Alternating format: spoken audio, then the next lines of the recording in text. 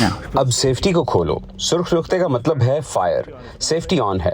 کیا بندوق محفوظ ہے؟ نہیں. کبھی بھی سیفٹی پر انحصار نہ کریں. کوئی بھی میکینیکل چیز جواب دے سکتی ہے. New Jersey fire arms academy کے ڈائریکٹر لطیف ڈکرسن 27 سال سے اس کاروبار سے منسلک ہیں. وہ ریاست نیو جرسی میں گن یا اس کا لائسنس حاصل کرنے کا ارادہ رکھنے والے افراد کو تربیت دیتے ہیں. ہم ہر طرح کے آتشی اسلحے سے متعلق بنیادی، درمیانی اور اعلیٰ سطح کی تربیت فراہم کرتے ہیں. ہم مقابلہ بھی کراتے ہیں. ہمارے پاس مقابلوں میں حصہ لینے والی ٹیم ہے.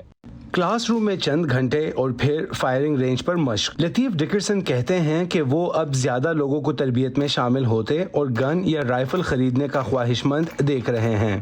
ان کی رائے میں ملک میں بڑے جانی نقصان کا باعث بننے والی فائرنگ کے واقعات کی خبریں لوگوں کو اپنے دفاع کے بارے میں مزید سوچنے پر مجبور کر رہی ہیں.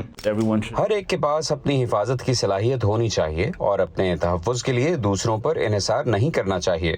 بہت سے امریکیوں کا خیال ہے کہ اسلحہ رکھنے اور اسے استعمال کرنے کا طریقہ جاننا لوگوں کو پولیس کی عدم موجودگی میں اپنی حفاظت کا موقع فراہم کرتا ہے.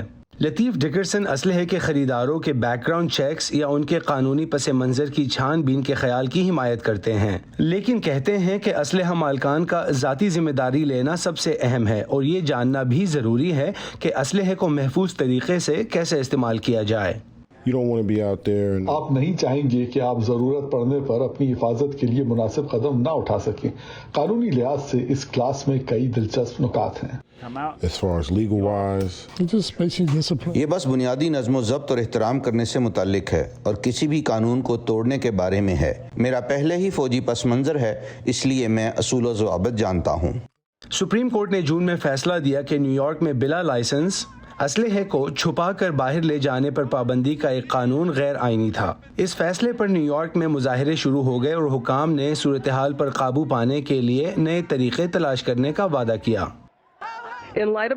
چونکہ اب قانونی طور پر زیادہ لوگوں کو عوامی مقامات پر آتشی اسلحہ لے جانے کی اجازت دی گئی ہے، ہم امریکی سپریم کورٹ کے آج کے فیصلے کی روشنی میں اس پر خاموش نہیں رہ سکتے اور اپنے گلی کوچوں میں اسلحے کی بھرمار نہیں دیکھ سکتے.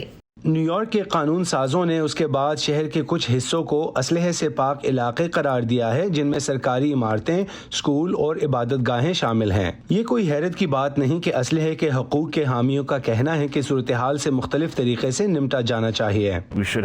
ہمیں اسکولوں میں مسلح سیکیورٹی گارڈز رکھنے چاہیے کیونکہ ہم جانتے ہیں کہ اسکول ایک آسان ہدف ہے، اس لیے ہمیں اس کی حفاظت کرنے کی ضرورت ہے. دوسروں کے تحفظ کی تشویش سے میرے حقوق پر پابندی نہیں لگنی چاہیے اور میں قانون کی پاسداری کرنے والا شخص ہوں. اسلحے پر کنٹرول کی بحث ایک ایسے ملک میں زیادہ زور و شور سے جاری ہے جہاں اسلحہ رکھنے کا حق آئین میں درج ہے.